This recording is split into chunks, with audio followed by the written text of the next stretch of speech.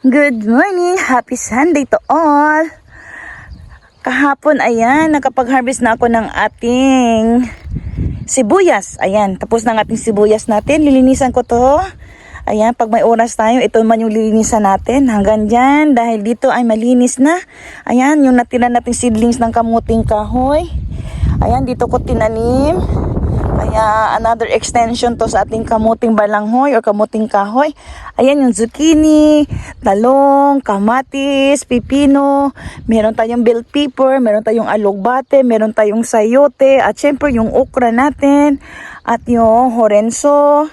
Ay horenso din to, ito yung followers, at meron tayong mais, repolyo, at meron tayong mga bulaklak na tinanim dito, at nagparami tayo ng tanglad, lemongrass, ayan. Ito gagamitin ko to sa gapangan natin ng sitaw at dyan natin sila ilalagay. Ayan, ito yung sitaw natin guys.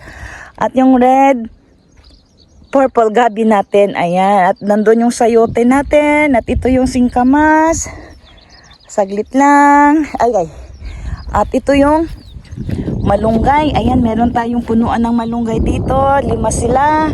Ayan, meron tayong kangkong, meron tayong singkamas. Ayan, singkamas po yan. At ang panghuli kong itatanim guys ay itong ubi natin. Ayan, dito ko itatanim ang ube. Ayan, tayo ang gumawa nito lahat. Ayan, nandito yung buhay ko pag weekend, pag wala tayong pasok.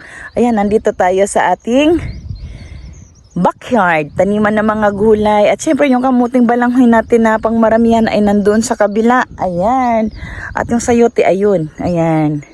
Ayan, nakayanan ko guys ang paggawa nito. Ang paglalagay natin ng mga plastic mulch.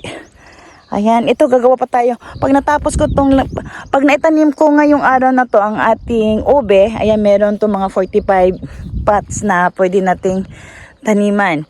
Pag naitanim ko na, ayan, ito naman isusunod ko. Gagawa tayo ulit ng, ayan, yung itim. Ayan, 2. Tapos another OB ulit na itatanim natin. And that's it guys. Yan lang update ko ngayong araw na to. Happy Sunday everyone!